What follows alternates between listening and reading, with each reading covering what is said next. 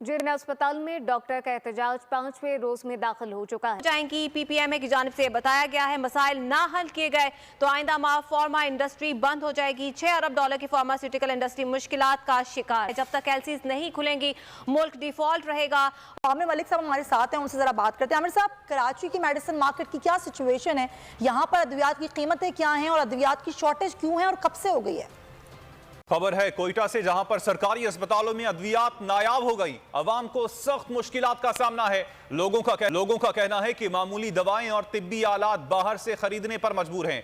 की बात है, जो बलूचिस्तान के जितने भी सरकारी अस्पताल है वहाँ पर तो सरदर्द की गोली भी नहीं मिलती है। कोयटा के जो अस्पताल है वहाँ पे जाते हैं तो एक सिरिंज के लिए भी उनको नजी मेडिकल स्टोर भेज दिया जाता है। एक बार फिर नरेंद्र मोदी को अपीज करने का सिलसिला शुरू हो गया है। इंडिया ने रज़ाउल्लाह निज़ामानी, ये आपको तस्वीर नजर आ रही है, मुबैना तौर पे इनको टारगेट किलिंग करके मरवा दिया है। तोबा। पाकिस्तान का जो हेल्थ इंफ्रास्ट्रक्चर है उसको कोलैप्स होते हुए दुनिया देख रही है और इसके कई सारे कारण है। एक छोटा सा कारण इसमें ये भी है कि भाई भारत जो दवाएं नहीं दे रहा है इनको, भारत जो दवाएं नहीं बेच रहा, वो एक कारण है, मगर उससे भी कई सारे बड़े बड़े कारण हैं।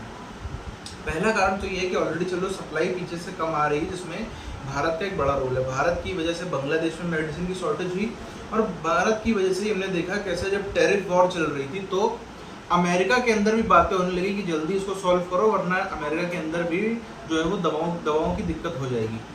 बट जो थोड़ी बहुत सप्लाई आ रही है उसमें पाकिस्तानी सरकार, क्योंकि उनको दलाली खाने की आदत है, पहले जितनी खाते थे उनको अभी भी उतनी खानी, बल्कि उससे ज़्यादा खानी है, तो क्या ऐसे करेंगे? वो मेडिकल स्टोर से कराएंगे। और ये जो ड्रग माफिया है, जो दवा माफिया है पाकिस्तान के अंदर, वो सक्रिय हो गया और वही सिर्फ इस समय पैसा छीन रहा है। जो पॉइंट में लोग हैं, बाकी जो 99.9% लोग हैं वो सिर्फ जलीलो ख्वार हो रहे हैं। जब तक एलसीज नहीं खुलेंगी मुल्क डिफॉल्ट रहेगा। और दूसरा मुद्दा यह था कि पाकिस्तान फार्मास्यूटिकल एसोसिएशन की कमेटी को ब्रीफिंग भी दी गई है और फार्मा इंडस्ट्री की बरामदात अगले जीरो हो जाएंगी। पीपीएमए की जानिब से बताया गया है मसाइल ना हल किए गए तो आइंदा माह फार्मा इंडस्ट्री बंद हो जाएगी। $6 अरब की फार्मास्यूटिकल इंडस्ट्री मुश्किलात का शिकार है। जब तक एलसीज नहीं खुलेंगी मुल्क डिफॉल्ट रहेगा। खबर है कोयटा से, जहां पर सरकारी अस्पतालों में अद्वियात नायाब हो गई। अवाम को सख्त मुश्किलात का सामना है। लोगों का कहना है कि मामूली दवाएं और तिब्बी आलात बाहर से खरीदने पर मजबूर हैं।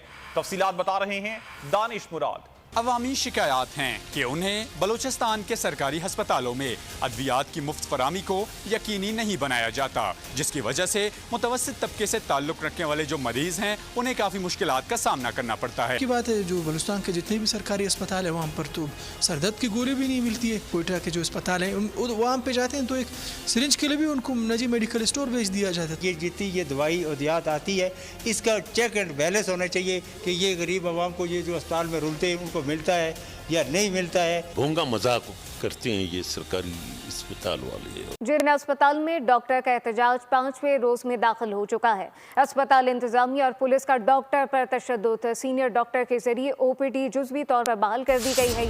यंग डॉक्टर ने कल से सिंध भर में ओपीडी के बाइकआउट का ऐलान कर दिया है। नौयत का कोई पहला वाकया नहीं है। इस तरह के कई वाकयात पहले भी रिपोर्ट हो चुके हैं। जिना अस्पताल में गुज़िश्ता रात मरीज के जाँ बहक होने पर एक मरीज के जाँ बहक होने पर लवाहिकीन की जानिब से डॉक्टर को जो है शदीद किस्म के तशद्दुद का निशाना बनाया गया और जिसके बाद सियासी पुष्पनाही के सबब उसी डॉक्टर के खिलाफ जो है नाअहली का जो है एफआईआर भी जो है वो रात में काटी गई, जिसके बाद जिन अस्पताल के तमाम डॉक्टर्स जो हैं इस वक्त सरापा एहतजाज हैं। एक डॉक्टर के ऊपर उन्होंने टॉर्चर किया, उसके बावजूद डॉक्टरों पे एफआईआर हुई और हमारे डॉक्टर जो हैं ना वो यहाँ से ट्रांसफ़र हुए और जिन्होंने टॉर्चर किया अभी तक वो अरेस्ट नहीं हुए, ना ही जो है ना वो सस्पेंड हुए। 4 हमारी डिमांड थी, 5 दिन से स्ट्राइक चल रहा है। आज मामूल के मुताबिक हमारा स्ट्राइक था। स्ट्राइक करना दुनिया का कानूनी हक होता है। पाकिस्तान के लॉ मुताबिक हमारा हक है, हम स्ट्राइक कर सकते हैं। हेल्थ मिनिस्टर को हम ये रिक्वेस्ट करते हैं कि आप इंटरवीन करें, मसले को फिलफौर हल करवाएं। कल से कश्मीर से लेकर कराची तक, आपका थरपाकर से लेकर दादू तक पूरे सिंध के ओपीडीज़ का हम बैकआउट कर रहे हैं। याद रहे कि डॉक्टर्स के सिर्फ 3 मुतालबात हैं कि हमारे लिए तो वो चीज़ नाकाबिले बर्दाश्त है। हम बिल्कुल बर्दाश्त नहीं कर सकते कि कोई हमें इस तरह से घसीटे। तो हमारे दिलों के अंदर बहुत ज़्यादा खौफ बैठ गया है। हमारी डिमांड एक तो हमें सिक्योरिटी दी जाए, दूसरा ऐसा कानून बनाया जाए कि जो डॉक्टर्स पे हाथ उठाए उसको ऐसी सज़ा दी जाए कि वो डरे, कि हमें डॉक्टर पे हाथ उठाने से उनको डर होना चाहिए कि भाई हम नहीं उठा सकते वरना हमें ये सज़ा दी जाएगी। तो ऐसा कोई कानून होना चाहिए। इस किस्म के वाक़यात की रोकथाम के लिए इक़दाम जो हैं करें। डॉक्टर फरामी को यकीनी बनाए हुए हैं। इस हवाले से इंतजामिया का मौक़िफ़ जानने के लिए कोशिश करते हैं कि मेडिसिन डिपार्टमेंट के हेड से रब्ता करें कि वो इस हवाले से क्या कहना चाहते हैं। तो आइए चलते हैं। अल्हम्दुलिल्लाह हम 90% मेडिसिन प्रोवाइड कर रहे हैं इंडोर पेशेंट को। शायद वो शिकायत कर रहे हैं कि आउटडोर। यहाँ पे दो चीज़ें, एक इंडोर एक आउटडोर। आमिर मलिक साहब हमारे साथ हैं, उनसे ज़रा बात करते हैं। आमिर साहब, कराची की मेडिसिन मार्केट की क्या सिचुएशन है? यहाँ पर अद्वियात की कीमतें क्या हैं और अद्वियात की शॉर्टेज क्यों है और कब से हो गई है? आजकल माहौल बिल्कुल चेंज हुआ हुआ है। अद्वियात की लोग कह रहे हैं बड़ी शॉर्टेज है, यूँ है। आपको पता है 1-2 दिन पहले ड्रैप ने भी यहाँ पे छापा मार के अपना पैनाडोल को जो ब्लैक मार्केट कर रहे थे उन लोगों को के खिलाफ कार्रवाई भी अपना करने का सिलसिला शुरू हो गया है। मेरे पाकिस्तानियों, गुज़श्ता 2-2.5 साल में जब से जनरल आसिम मुनीर की हुकूमत आई है, नरेंद्र मोदी पाकिस्तान में 20 से 24 के दरमियान लोगों को, जो उसके टारगेट थे, जिसमें कश्मीर से जुड़े लोग भी थे, जो मूवमेंट का हिस्सा थे, जिसमें खालिस्तान मूवमेंट से जुड़े लोग भी थे, उन सबको पाकिस्तान की सरजमीन पे मरवा चुका है। मेरे पाकिस्तानियों, अब इसमें एक और नाम का इजाफा हो गया है। टारगेट्स को मारा गया। 20 से लेकर 24 तक टारगेट्स किए गए।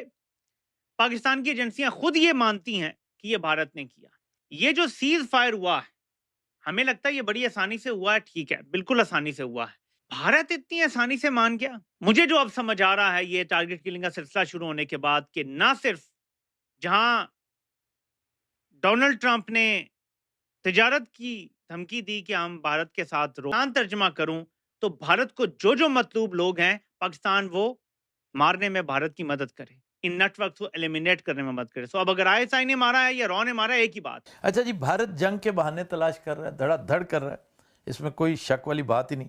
वो न्यू नॉर्मल जो है ना, उसकी बातें कर करके कि ये आज का सिक्का राजुल वक्त है कि जब भी मुझे थोड़ा सा शायबा हुआ मैं क्रॉस द बॉर्डर जाऊंगा, पकड़ूंगा, मारूंगा। ये उस बारे में थ्रेट्स आई हैं कि यहाँ पे बॉम्ब है, ईमेल्स मौसूल हुई हैं। तो इस तरह की कोई भी चीज़ ट्रिगर का काम कर सकती है। इन चीज़ों की तरफ ध्यान रखना, बजाय इसके कि ट्रोलिंग पे वक्त ज़ाया करें। क्लैशनिकोव के गाने और एक धम्मा चौकड़ी और एक बेमहल बेमौसमा सेलिब्रेशन जो है, उस पर वक्त ज़ाया करने की बजाय इन चीज़ों को, कारें ले लें, अपने गोले ले लें, बारूद ले लें, गाड़ियाँ लें फौरी तौर पे, क्योंकि हमें युद्ध पे जाना है, क्योंकि युद्ध उन पर सवार है जुनून की तरह। देखें, जब पाकिस्तान ने भारत के आगे लेटने का फैसला किया तो भारत की ज़ाहिर कुछ डिमांड्स होंगी। भारत की ये डिमांड रही है जी कि ठीक है, आप हमारी गुलामी आप मान गए हैं, आप अच्छे ताबेदार बन गए, लेकिन ये बंदे हमने टारगेट करने हैं, हमें दे दें।